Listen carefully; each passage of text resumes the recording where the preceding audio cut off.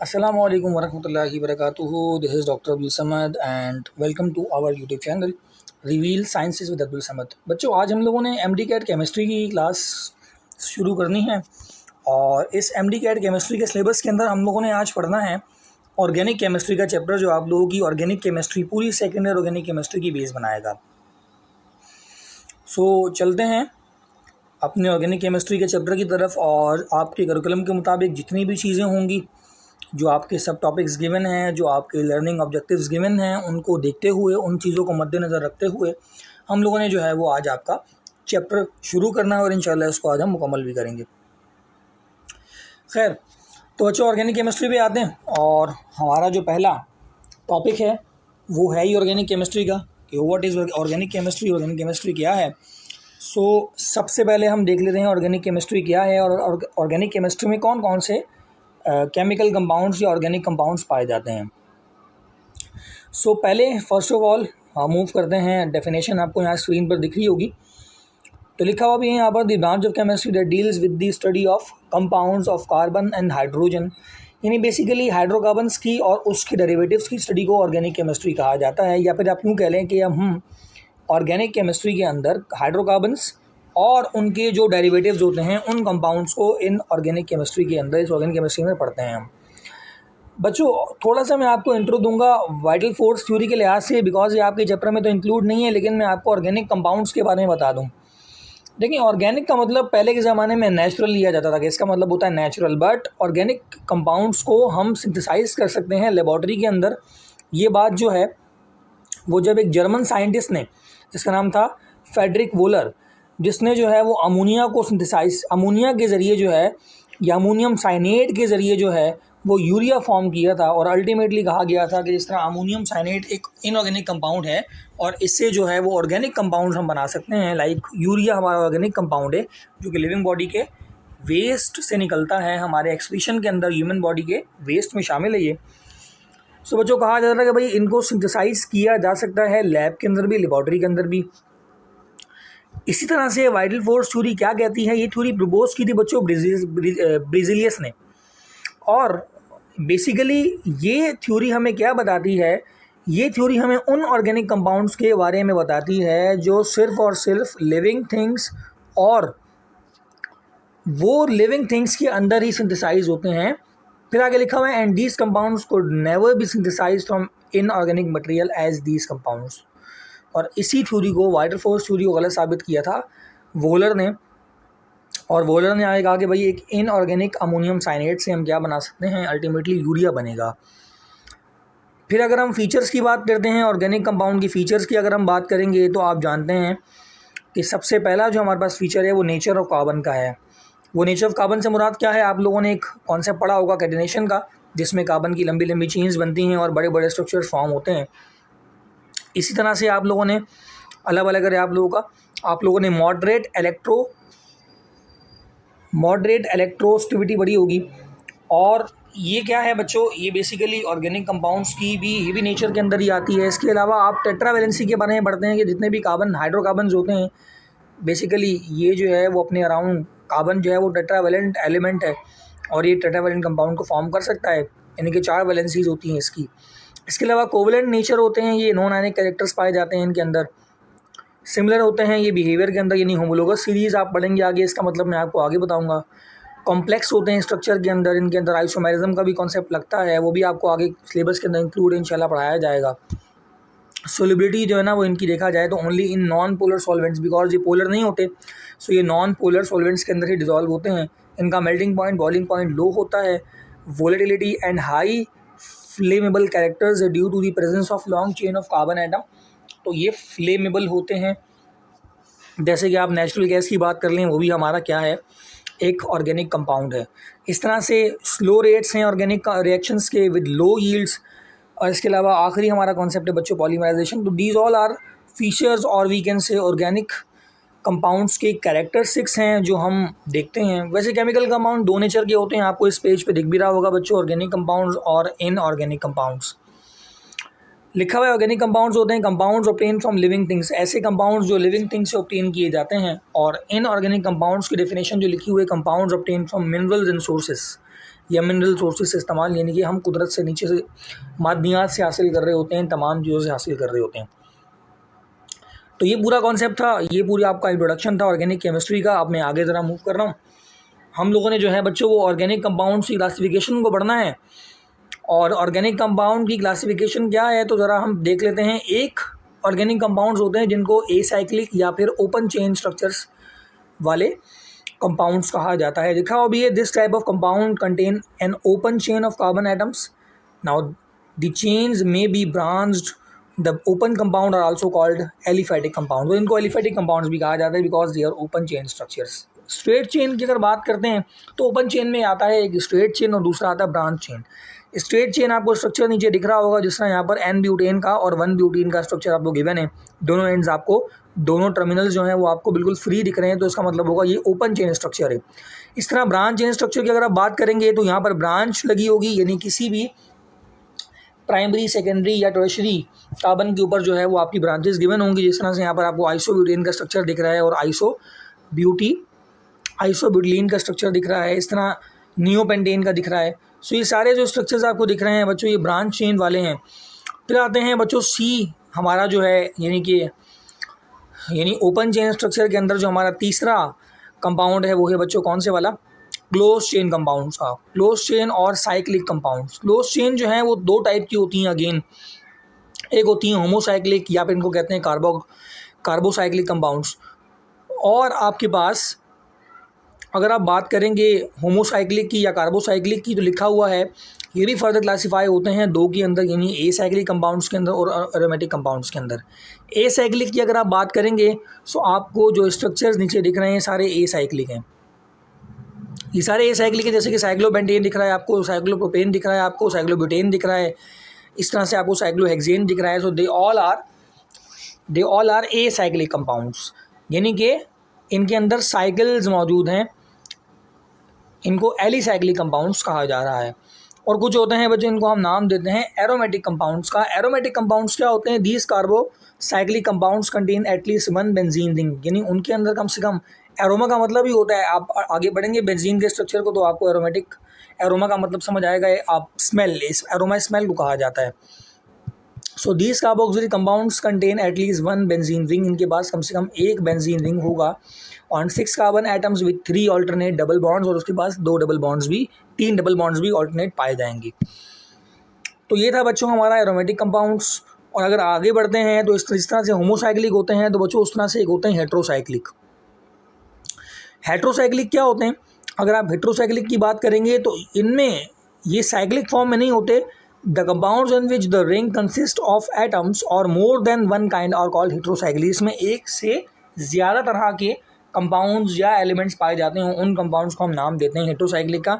मिसाल आपको नीचे लिखी हुई है कि पायरिडीन की बात कर लें, पायरॉल की बात कर लें, फ्यूरेन की बात कर लें, या थायोफीन की बात कर लें, ये सारे हेट्रोसाइक्लिक कंपाउंड्स हैं। दोबारा मैं इसका जनरल इंट्रोडक्शन दे दूं आपको, दोबारा से ओवरव्यू दे दूं। क्लासिफिकेशन हमने पढ़ी, ओपन चेन और ए साइक्लिक होते हैं कंपाउंड्स।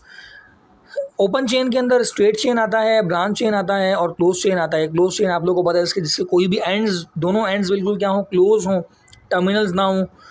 ब्रांच चेन के अंदर ब्रांच मौजूद होगी, और जो ओपन चेन है उसमें वो ओपन दोनों साइड्स या जितनी भी साइड्स, वैसे यूजुअली 2 साइड्स ही होती हैं, तो दोनों टर्मिनल्स क्या होंगे, ओपन होंगे। अल्टीमेटली अगर आप आते हैं तो होमोसाइक्लिक या कार्बोसाइक्लिक कंपाउंड्स होते हैं। होमोसाइक्लिक या कार्बोसाइक्लिक कंपाउंड्स जो होते हैं इनमें भी फर्दर क्लासिफिकेशन होती है, और ये भी जो है आगे जाकर 2 तरह के बनते हैं, एलिसाइक्लिक कंपाउंड्स और एरोमेटिक कंपाउंड्स। खुद होमोसाइक्लिक क्या होते हैं, the compounds on which the ring consist of only carbon atoms, सिर्फ कार्बन एटम पर रिंग कंसिस्ट करती है, उसे कहते हैं होमोसाइक्लिक कंपाउंड्स। और एलिसाइक्लिक की बात करते हैं, एरोमेटिक कंपाउंड्स की बात करते हैं, तो अगर आप एलिसाइक्लिक की बात करेंगे तो वो साइक्लिक फॉर्म में होंगे, कार्बन की चेन्स फॉर्म होंगी, और जिस तरह साइक्लोपेंटेन, साइक्लोब्यूटेन, साइक्लोहेक्सेन दिए हुए हैं आपको। एरोमेटिक कंपाउंड्स जो होते हैं, ये बेंजीन की मिसाल ले सकते हैं आप, जिसमें बेंजीन का रिंग प्रेजेंट होगा विद ऑल्टरनेट डबल बॉन्ड्स। और अगर आप आगे आएंगे तो दूसरा हमारे पास, जिस तरह से होमोसाइक्लिक था, तो उसी की दूसरी टाइप हमारे पास है हेट्रोसाइक्लिक। इसमें जो होगा आपका कोई कंपाउंड, वो एटलीस्ट उसके अंदर जो है वो एक या एक से ज़्यादा कम से कम पाए जाएंगे डिफरेंट कंपाउंड्स, तो इनको कहा जाएगा हेट्रोसाइक्लिक कंपाउंड्स। यहाँ पे पायरिडीन, पायरॉल, फ्यूरेन, थायोफीन का स्ट्रक्चर आपको गिवन है। बच्चों आगे मूव करते हैं, हमने क्लासिफिकेशन भी पढ़ ली, और इसके अलावा ऑर्गेनिक कंपाउंड्स को हमने पढ़ना है। और ऑर्गेनिक कंपाउंड्स क्या हैं, ऑर्गेनिक कंपाउंड्स के बारे में आप लोगों को ब्रीफ इंट्रोडक्शन देना है। ऑर्गेनिक कंपाउंड्स क्या होते हैं, तो मैं आपको ज़रा खुद बताता चलूँ कि ऑर्गेनिक कंपाउंड्स क्या हैं। देखें, आपको वैसे तो जो है वो ऑर्गेनिक कंपाउंड्स बहुत सारे होते हैं, बट हमने जो है इस चैप्टर के अंदर 3 तरह के ऑर्गेनिक कंपाउंड्स को पढ़ना है। और वो जो आपके ऑर्गेनिक कंपाउंड्स बच्चों हैं वो आपके इस सिलेबस के अंदर जो है वो इंक्लूड हैं। एक नेचुरल सोर्स है ऑर्गेनिक कंपाउंड्स का, हमारे पास एक नेचुरल सोर्स है बच्चों ऑर्गेनिक कंपाउंड। तो बच्चों अब जो है वो हम ऑर्गेनिक कंपाउंड्स पे आते हैं। स्क्रीन पे आप एक नया मेरे बनाए हुए डॉक्यूमेंट्स देख रहे हैं, मेरे खुद के बनाए हुए नोट्स हैं बच्चों ये, जिसमें जो है वो हम ऑर्गेनिक कंपाउंड्स के बारे में स्टडी करेंगे। जिन नोट्स से मैंने आपको भी पढ़ाया NUSN के, तो इसमें जो है वो गिवन नहीं थे, तो मैंने सोचा कि मैं आपको थोड़ा सा और ज़्यादा जो ब्रीफ इंट्रोडक्शन है वो दे दूँ इसका। अच्छा, नेचुरल सोर्स की अगर हम ऑर्गेनिक कंपाउंड्स की बात करते हैं तो बच्चों हमारे पास 3 तरह के ऑर्गेनिक कंपाउंड्स हैं जो नेचुरल सोर्स से मिलते हैं। पहला है कोल। कोल जो है वो कंप्लीट मिक्सचर है ऑर्गेनिक कंपाउंड्स का, जो कि सॉलिड स्टेट के अंदर पाया जाता है। याद रखना बच्चों, जब कोई भी ऑर्गेनिक कंपाउंड सॉलिड स्टेट के अंदर होता है तो उसको हम डिस्टिलेशन के प्रोसेस के जरिए सेपरेट करते हैं। ना what is mean by distillation? Distillation का मतलब होता है कि अगर हम अब अगर किसी कंपाउंड के अंदर डिफरेंट क्या मौजूद हैं और सब कंपाउंड्स मौजूद हैं, तो उनको सेपरेट किया जाएगा on the basis of different in boiling points या डिफरेंस इन बॉइलिंग पॉइंट्स। तो डिस्टिलेशन का मतलब होता है बच्चों, it is a separation technique जिसके अंदर हम डिफरेंट बॉइलिंग पॉइंट्स का इस्तेमाल करते हुए हम क्या कर रहे होते हैं बच्चों, अल्टीमेटली अपने कंपाउंड्स को सेपरेट कर रहे होते हैं। डिस्टिलेशन 2 तरह की होती है, एक होती है फ्रैक्शनल डिस्टिलेशन और एक होती है destructive distillation. Fractional distillation liquid को सेपरेट करने के लिए इस्तेमाल की जाती है, और आपकी डिस्ट्रक्टिव डिस्टिलेशन जो होती है ये सॉलिड कंपाउंड्स को सेपरेट करने में इस्तेमाल की जाती है। अब जो आपका कोल है वो एक सॉलिड कंपाउंड है, एक सॉलिड ऑर्गेनिक कंपाउंड है, तो इसकी डिस्ट्रक्टिव डिस्टिलेशन की जाएगी और हमें जो है वो 3 तरह के फ्रैक्शंस मिलेंगे। गैसियस फ्रैक्शन जिसको कोल गैस कहा जाता है, लिक्विड फ्रैक्शन जिसको कोल तार कहा जाता है, और सॉलिड फ्रैक्शन जिसको कोक कहा जाता है। कोल गैस के बारे में पढ़ लेते हैं कि कोल गैस क्या होती है बच्चों। सो बच्चों हम अगर बात करेंगे हमारे कोल गैस की, सो लिखा हुआ है कि it is a mixture of many organic and inorganic gases like methane, ethane, either nitrogen and hydrogen etcetera, यानी कि सारी गैसेज का मिक्सचर है कोल गैस। और कोल गैस को जो है वो स्पेशली हम फ्यूल के तौर पे इस्तेमाल कर रहे होते हैं। कोल तार की बात करेंगे तो ये एक लिक्विड है बच्चों, ये एक लिक्विड फ्रैक्शन है जो कि जो है हम जो है वो उसको ऑब्टेन कर सकते हैं डिस्ट्रक्टिव डिस्टिलेशन ऑफ कोल से। कोल तार जो है ये भी मिक्सचर है बच्चों हंड्रेड्स ऑफ ऑर्गेनिक कंपाउंड्स का, जो कि लिक्विड स्टेट्स के अंदर पाए जाते हैं। बट इन सारे कंपाउंड्स को जो है बच्चों फ्रैक्शनल डिस्टिलेशन लिखा हुआ भी है, on fractional distillation it yield benzene, acetone, acidic acid and etcetera. तो हम इन कंपाउंड्स को जो है वो फ्रैक्शनल डिस्टिलेशन से सेपरेट कर सकते हैं। तीसरा हमारे पास जो हिस्सा है बच्चों वो कोक का है। आप जानते हैं कि एक सॉलिड फ्रैक्शन है जो कि ऑब्टेन किया जाता है डिस्ट्रक्टिव डिस्टिलेशन ऑफ कार्बन से। इसकी भी बड़ी लंबी लंबी लॉन्ग चेन्स होती हैं। कोक जो है बच्चों ये 80% प्योर कार्बन है एमोरफस फॉर्म के अंदर, बट किस फॉर्म में होता है, एमोरफस फॉर्म में होता है। और it is strong reducing agent जो कि हम प्यूरिफिकेशन में इस्तेमाल करते हैं मेटल्स की और उनकी मेटलर्जी के अंदर। तो बच्चों ये 3 तरह की हमने क्या पढ़ ली है, प्रोसेस पढ़े, जिसमें हमने कोल को शुरू किया। कोल के 3 पार्ट्स थे, कोल गैस, कोल तार और कोक। दूसरा ऑर्गेनिक कंपाउंड जो हमारा है वो है नेचुरल गैस। नेचुरल गैस जो है ना बच्चों, ये नेचुरल गैस ये बेसिकली मिक्सचर है डिफरेंट गैसेस का, जो कि हम अर्थ क्रस्ट से हासिल करते हैं, जो कि हमें पाकिस्तान के अंदर या वर्ल्ड में जो दीगर ममालिक हैं उनसे अंदर मतलब कुछ रीजन्स के अंदर हम इसको हासिल कर सकते हैं। अब पाकिस्तान में इसको सुई के मुकाम पे जो है ना वो दरियाफ़्त किया गया था, इसलिए इसको सुई गैस कहा जाता है।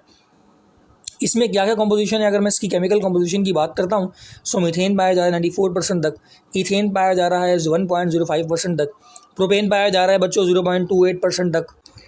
इसी तरह से बच्चों ब्यूटेन जो है वो 0.17% है, नाइट्रोजन जो है वो 3.88% है, कार्बन डाइऑक्साइड जो है वो 0.02% है।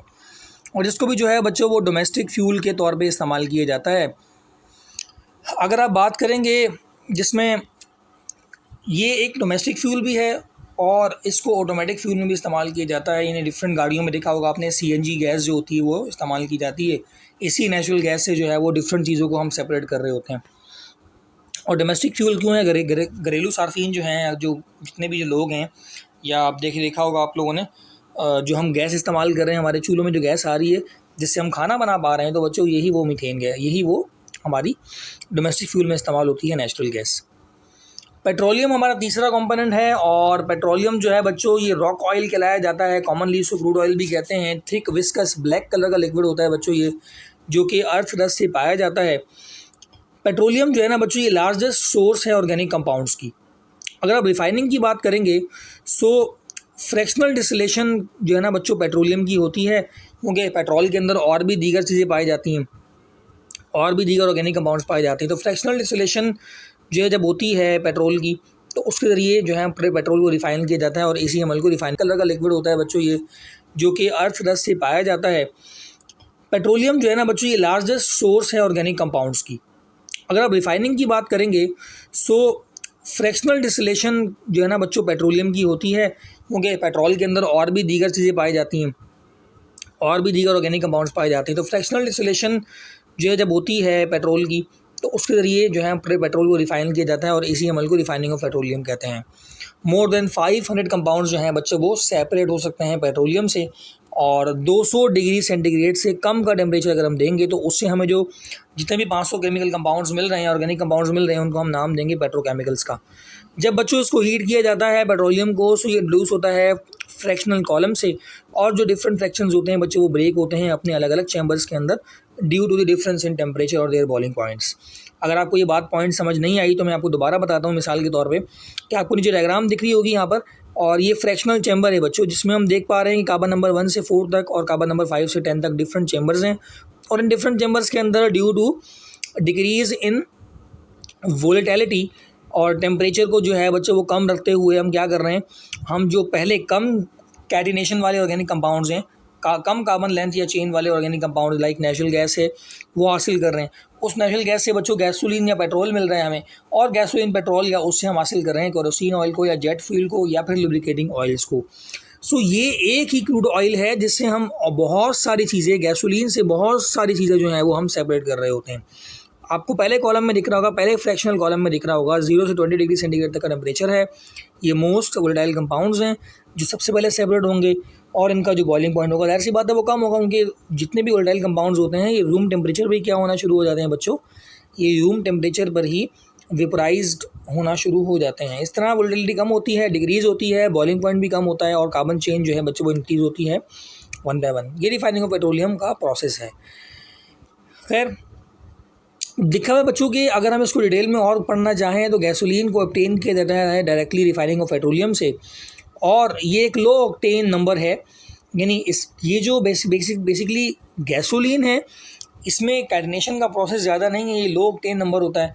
आपने देखा होगा जब भी आप अपनी गाड़ी में ऑयल डलवाने जाते हैं, बाइक में या कार में, सो वहाँ पर आपने देखा होगा कि आप उस ऑयल का इस्तेमाल करते हैं जिसका जो ऑक्टेन नंबर है बच्चों वो हाई होता है, क्योंकि देखें जितना ऑक्टेन नंबर कम होगा गैसोलीन का तो अल्टीमेटली वो लेस एनर्जी प्रोवाइड करेगा इंजन को, मैकेनिकल एनर्जी प्रोवाइड करेगा, लेस एनर्जी प्रोवाइड करेगा, और जिससे आपका इंजन जो है वो उसके पिस्टन्स में ख़राबी पैदा होगी और नॉकिंग का अमल शुरू हो जाएगा। नॉकिंग क्या होती है, तो लिखा हुआ है कि बच्चों this low octane gasoline produce sharp metallic sound in internal combustion engine which is called knocking.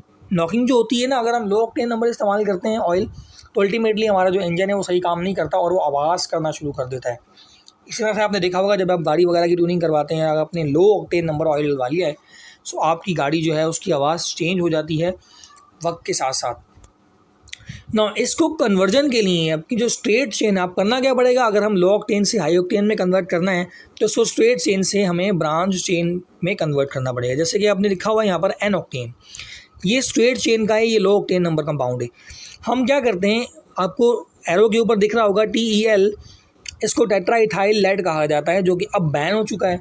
और ये टेट्रा इथाइल लेड जो है ना बच्चों, इसको इस्तेमाल किया जाता है इस एन ऑक्टेन को कन्वर्ट करने के लिए 2,2,4 ट्राईमिथाइल पेंटेन में, क्योंकि अगर 2,2,4 ट्राईमिथाइल पेंटेन होगा तो बच्चों इसको इजीली क्या कर लेंगे हम इसको इस्तेमाल करेंगे और ये हाई ऑक्टेन नंबर होगा, जिससे अल्टीमेटली हमारे पास हमें लो ऑक्टेन से हाई ऑक्टेन गैसोलीन मिल जाएगा। अब ये इसके बारे में थोड़ा बता दूं मैं आपको कि ये जो 2,2,4 ट्राईमिथाइल पेंटेन है इसका इस्तेमाल क्यों किया जाता है। देखिए बच्चों, इसका इस्तेमाल किया जाता था पहले क्योंकि ये जो है कन्वर्जन करता है एन ऑक्टेन की आपके 2,2,4 ट्राईमिथाइल पेंटेन में, बट ये अब बैन हो चुका है। इसकी बैन होने की वजह क्या है, तो इसकी बैन होने की सबसे बड़ी वजह ये है कि बच्चों ये पॉइजनस है, ये ह्यूमन बॉडी के अंदर जो हमारे आरबीसीज हैं तो उनको डैमेज करता है। और अगर लेड का इस्तेमाल, क्योंकि इसके अंदर लेड पाया जा रहा है, और लेड जो है आपने देखा होगा लेड स्टोरेज बैटरी पहले आया करती थी, अब वो भी बैन हो चुकी है। आप लोगों ने फर्स्ट ईयर में इसका कॉन्सेप्ट पढ़ा भी होगा।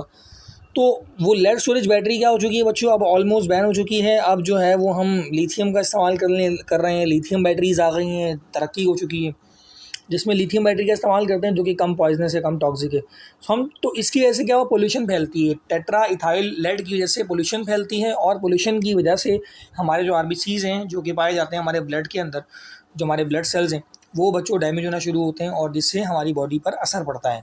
और भी एनिमल्स की बॉडी पर जो है वो असर पड़ेगा, क्योंकि ये जो है बच्चों लेकिन टेट्रा इथाइल लेड को हम एंटी नॉकिंग एजेंट कहते हैं। ये एक सवाल भी आया हुआ है, इसको नोट कर लें आप लोग कि ये जो है एक एंटी नॉकिंग एजेंट है जिसमें जो कि इस्तेमाल होता है एन ऑक्टेन से 2,2,4 ट्राईमिथाइल पेंटेन। ये पूरी इक्वेशन पूछी हुई है आपके पास पेपर के अंदर, तो इसको भी आप लोग नोट कर लें। तो उम्मीद करता हूँ कि आप लोगों को बच्चों यहाँ तक समझ आया होगा। सोचो ये पढ़ाना आप लोगों को ज़रूरी था ताकि आप लोग ऑर्गेनिक कंपाउंड्स के जो नेचुरल सोर्सेज हैं वो लग जाएँ पता।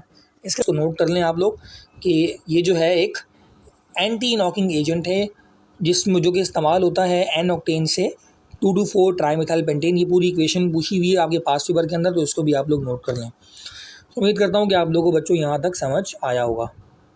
सोचो ये पढ़ाना आप लोगों को ज़रूरी था ताकि आप लोग ऑर्गेनिक कंपाउंड्स के जो नेचुरल सोर्सेज हैं वो लग जाएँ पता। इसके अलावा और भी बहुत सारे सोर्सेज हैं जो आर्टिफिशियल हैं, बट वो हमने नहीं पढ़ने इसमें। फंक्शनल ग्रुप पे आते हैं, हमारा जो तीसरा टॉपिक सब टॉपिक है फंक्शनल ग्रुप क्या होता है बच्चों। तो ये फंक्शनल ग्रुप जो है बेसिकली ये किसी भी केमिकल कंपाउंड की फिजिकल और केमिकल प्रॉपर्टीज़ को डिटरमाइन करता है, यानी कि बेसिकली ये किसी भी स्ट्रक्चरल फार्मूले के अंदर पाए जाने वाले किसी भी केमिकल कंपाउंड के अंदर उसके फंक्शनल ग्रुप ये रिप्रेजेंट कर रहा होता है कि उस केमिकल कंपाउंड की फिजिकल और केमिकल प्रॉपर्टीज़ क्या हैं।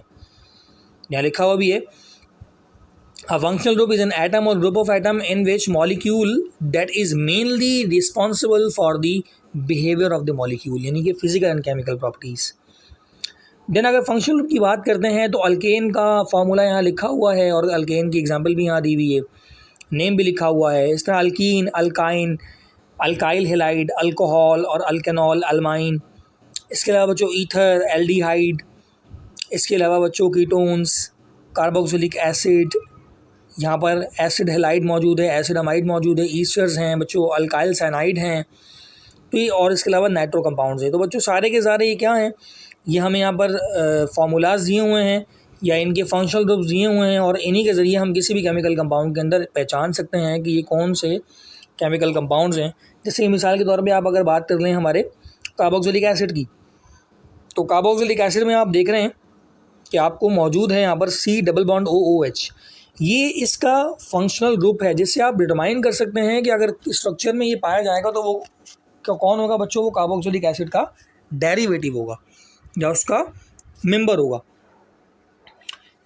इसके बाद अब हम बच्चों बढ़ेंगे आइसोमेरिज्म की तरफ। आइसोमेरिज्म क्या होता है, आप लोगों ने आइसोमर्स का तो पढ़ा ही होगा। आइसोमर्स क्या होते हैं, तो आइसोमर्स बेसिकली कहलाते हैं बच्चों जिनका मॉलिक्यूलर फार्मूला बच्चों सेम होता है, बट उनका जो स्ट्रक्चरल फार्मूला है बच्चों वो डिफरेंट होता है। यानी ऐसे केमिकल कंपाउंड्स जिनका जो स्ट्रक्चरल फार्मूला है वो डिफरेंट है, बट इनका जो आपके पास मॉलिक्यूलर फार्मूला है बच्चों वो सेम। लाइक ग्लूकोज की बात कर लेते हैं, फ्रक्टोज की बात करते हैं। ग्लूकोज के पास एल्डिहाइडिक शुगर है वो, क्योंकि उसके पास एल्डिहाइड का ग्रुप पाया जा रहा है। और कीटोन जो है वो फ्रक्टोज है। और कीटोन की बात करेंगे तो ये फ्रक्टोज का कंपाउंड, फ्रक्टोज में कीटोन पाया जाता है, और अल्टीमेटली आपके पास जो वो है आपकी फ्रक्टोज है, फ्रक्टोज में कीटोन पाया जा रहा है, दैट्स वाई वो कीटो शुगर है, उसमें कीटोन ग्रुप पाया जा रहा है।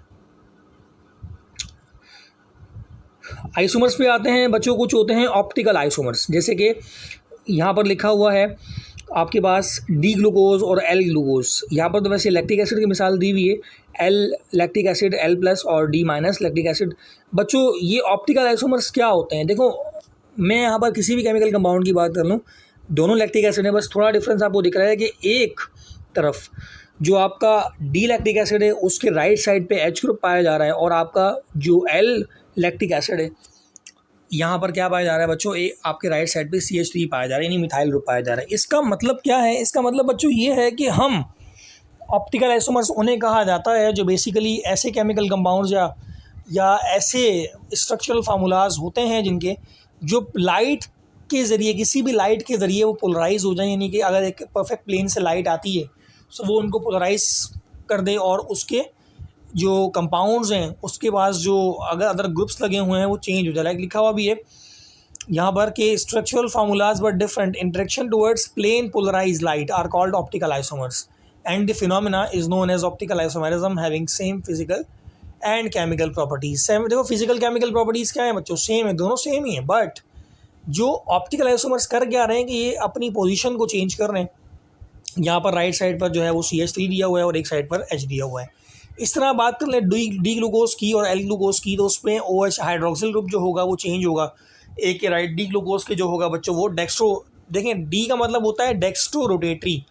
जब एक परफेक्ट प्लेन से लाइट आती है किसी केमिकल कंपाउंड पे बढ़ती है तो वो अपने जो कंपाउंड्स हैं या उसके एटम्स हैं उनको स्प्लिट कर लेता है, उनकी पोजीशन चेंज हो जाती है क्योंकि वो पोलराइज एटम्स या कंपाउंड्स में कन्वर्ट हो चुके हैं due to the action of photochemical reactions. या डी का मतलब क्या है बच्चों, डी का मतलब है डेक्स्ट्रो रोटेटरी और एल का मतलब होता है बच्चों लेवो रोटेटरी। एल मतलब हो गया आपका बच्चों क्या, एल का मतलब होता है बच्चों आपका एल का मतलब है राइट साइड और डी का मतलब है बच्चों left side. So dextrorotatory and levorotatory. Then stereoisomerism पे आते हैं, इनको हम कॉन्फिगरेशनल आइसोमर्स का नाम भी दे रहे होते हैं। ये क्या होते हैं बच्चों, इनके अंदर स्टीरियो आइसोमेरिज्म को अगर आप लोगों ने समझना है तो आप लोग सिस और ट्रांस को समझ लें। सिस और ट्रांस फेसिस क्या होते हैं, देखो आपको यहाँ पर एक स्ट्रक्चर दिख रहा होगा जिसमें हम जो है वो एग्जाम्पल नंबर 1 ले रहे हैं, एग्जाम्पल नंबर 2 ले रहे हैं। आपका एटम मौजूद है, उसके एक साइड के ऊपर क्या मौजूद है, दोनों कंपाउंड्स मौजूद हैं। और ट्रांस का मतलब होता है वो आपके जो दो कंपाउंड सेम है वो अलग अलग लगे हुए हैं। जैसे कि आप देख रहे हैं इस कंपाउंड के अंदर C double bond O, C double bond C double, तो यहाँ पर C डबल बॉन्ड C में आप क्या देख रहे हैं कि एक CH3 राइट साइड पर है, एक लेफ्ट साइड पर है, नीचे H है और यहाँ पर ही H मौजूद है। इस तरह आप आगे देखेंगे तो C डबल बॉन्ड C, इसमें CH3 मौजूद है, बट जो आपका H है वो क्या है बच्चों लेटरल साइड पे है और CH3 भी आपकी क्या है बच्चों डायगोनल में है, लेटरल साइड पर है। सो यहाँ पे देख सकते हो आप कि पहले पिक्चर के अंदर आपको दोनों CH3 ऊपर दिख रहे हैं, बट दूसरे वाले स्ट्रक्चर में क्या हो रहा है कि CH3 अपनी पोजीशन चेंज कर रहा है और H को ऊपर भेज रहा है और CH3 नीचे जा रहा है। सो इनको कहा जाता है कॉन्फिगरेशनल आइसोमर्स, जिनमें कॉन्फिगरेशन का फिनोमेना परफॉर्म होता है। फिर आते हैं बच्चों स्ट्रक्चरल आइसोमर्स या इनको एक और नाम देते हैं कॉन्स्टिट्यूशनल आइसोमर्स। इनमें जो है बच्चों आते हैं चेन आइसोमर्स, इनको कहा जाता है इस स्केलेटल आइसोमर्स का नाम देते हैं। जैसे कि एन पेंटीन की बात कर लें आप, एन पेंटेन की बात करेंगे, आइसोपेंटेन की बात कर लें आप और नियोपेंटेन की बात कर लें आप। सो ये डिफरेंट फॉर्म्स के अंदर पाए जा रहे हैं, तो इनको कहा जाता है बच्चों चेन आइसोमर्स। आपके पास एक सवाल भी आएगा कि भाई कितने चेन आइसोमर्स होते हैं आपके पास पेंटेन के, तो आप बताएंगे हमारे पास पेंटेन के इतने चेन आइसोमर्स होते हैं। इसके बाद पोजीशन आइसोमर्स की बात करते हैं, तो बच्चों पोजीशन आइसोमर्स क्या होते हैं, जो अपनी पोजीशन चेंज कर रहे हैं। एग्जांपल में लिखा हुआ भी है कि आपको एक साइड पर जो एग्जांपल नंबर 1 है वो लिखा हुआ है यहाँ पर 1 क्लोरोब्यूटेन, एग्जांपल नंबर 2 में लिखा हुआ है 2 क्लोरोब्यूटेन। एग्जांपल नंबर 2 में जो है बच्चों ये क्या दिख रहा है आपको, यहाँ पर दिख रहा है आपको एग्जांपल नंबर 2 के अंदर ब्यूटीन या ब्यूट 1 इन, और यहाँ पर एग्जांपल नंबर 2 में दिख रहा है बच्चों ब्यूट 2 इन। तो यहाँ पर या 2 ब्यूटीन या 1 ब्यूटीन आपको दिख रहा है, इसका मतलब क्या है कि आपके पास डबल बॉन्ड पहले कार्बन पे है आपका लेफ्ट साइड पर, और डबल बॉन्ड जो है वो दूसरे कार्बन के दरमियान दूसरे कार्बन पर है आपके सेकंड वाली स्ट्रक्चर में। इस तरह ऊपर देख लें Cl राइट लेफ्ट साइड पर है और आपका जो Cl दूसरे वाले में है 2 क्लोरोब्यूटेन, ये आपके पास आपके सेकंड वाले कार्बन पे शिफ्ट हो रहा है। सो इनको कहा जाता है बच्चों पोजीशन आइसोमर्स, जो अपनी पोजीशन को चेंज कर लें। फंक्शनल ग्रुप आइसोमर्स क्या होते हैं, जिनमें फंक्शनल ग्रुप चेंज हो, जैसे कि आप बात कर लें एथाइल अल्कोहल की और डाइमिथाइल ईथर की। अगर आप बात करेंगे स्ट्रक्चर की तो बच्चों यहाँ पर CH3 CH2 OH ये इथाइल अल्कोहल है, और एक तरफ डाइथाइल ईथर में क्या दिख रहा है CH3 COC। इसको आप एक और जो है ना डाइमिथाइल देख सकते हैं और इथाइल अल्कोहल देख सकते हैं। डाइमिथाइल ईथर को आप मिथॉक्सीमीथेन भी कह सकते हो, मिथॉक्सीमीथेन। और आप देख रहे हैं इन दोनों में क्या स्ट्रक्चरल डिफरेंस है, इनको फंक्शनल ग्रुप आइसोमर्स कहा जाता है। एक दूसरे का आइसोमर है बट ये फंक्शनल ग्रुप आइसोमर्स है, इनमें फंक्शनल ग्रुप जो है वो चेंज है। मेटामर्स पे आते हैं बच्चों। मेटामर्स क्या होते हैं? मेटामर्स की अगर हम बात करेंगे, so those compounds having same molecular formula and functional group but different in distribution carbon atoms on the either side of the functional group are called metamers. Diethyl ether की बात कर लेंगे और मिथाइल प्रोपाइल ईथर की बात करेंगे। सो diethyl ether में और मिथाइल प्रोपाइल ईथर में अगर आप देखेंगे दोनों सेम है, फंक्शनल ग्रुप तो सेम है, बट आपको मेटामर्स हैं इसके, बिकॉज दोनों आपस में मेटामर्स हैं तो आपको डिफरेंट दिख रहे हैं। इस तरह ट्राई मिथाइल अमाइन देख लें आप और इथाइल मिथाइल अमाइन देख लें आप, दोनों में फ़र्क आ रहा है। ये 3 डिग्री है टर्शरी कंपाउंड है, वो 2 डिग्री है, वो सेकेंडरी कंपाउंड है। सो इस तरह से बच्चों हमारा मेटामर्स हमारा मुकम्मल भी होता है। इसके बाद होते हैं बच्चों टॉटोमर्स। टॉटोमर्स क्या होते हैं? The 2 forms of same compounds which differed in position of the proton and electrons are called isomers. यानी ऐसे आइसोमर्स जिनके अंदर जो है बच्चे वो पोजीशन जो है इलेक्ट्रॉन की या प्रोटॉन की डिफरेंट होती है, उनको टॉटोमर्स कहा जाता है। जैसे आप यहाँ मिसाल देख भी सकते हैं कि आपके पास यहाँ पर कीटो से आप इनॉल बना रहे हैं। जैसे कीटो से आप इनॉल बना रहे हैं, आप देख रहे हैं यहाँ पर आपका एच जो है वो शिफ्ट हो रहा है। आपका एच जब शिफ्ट होगा तो वो जाकर किसे अटैच हो जाएगा बच्चों? इस सी डबल बॉन्ड ओ के साथ, और इस तरह से आपको R1 R2 R3 दिखेगा और R3 के ऊपर की साइड पे आपको OH लगा हुआ दिखेगा। तो ये एच जो था इसने कंट्रीब्यूट कर दिया इसने इलेक्ट्रॉन को, जो है वो पोजीशन इलेक्ट्रॉन की, या ये एच पॉजिटिव प्रोटॉन कहलाएगा, इसने पोजीशन चेंज कर ली और जाकर O के साथ अटैच हो गया है। सो बच्चों इसी कहा जाता है टॉटोमर। एंड दैट्स हाउ बच्चों हमारा जो है वो मुकम्मल होता है ये chapter fundamental principles of organic chemistry, जिसमें हम लोगों ने ऑर्गेनिक केमिस्ट्री की डेफिनेशन पढ़ी, कंपाउंड्स के बारे में पढ़ लिया, उनकी क्लासिफिकेशन पढ़ ली। इसके अलावा हमने फंक्शनल ग्रुप के बारे में पढ़ा और आइसोमेरिज्म और उसकी टाइप्स के बारे में पढ़ा। सो उम्मीद करता हूँ बच्चों आप लोगों को ये आज का लेक्चर समझ आया होगा। Stay connected. Thank you and अल्लाह हाफिज़।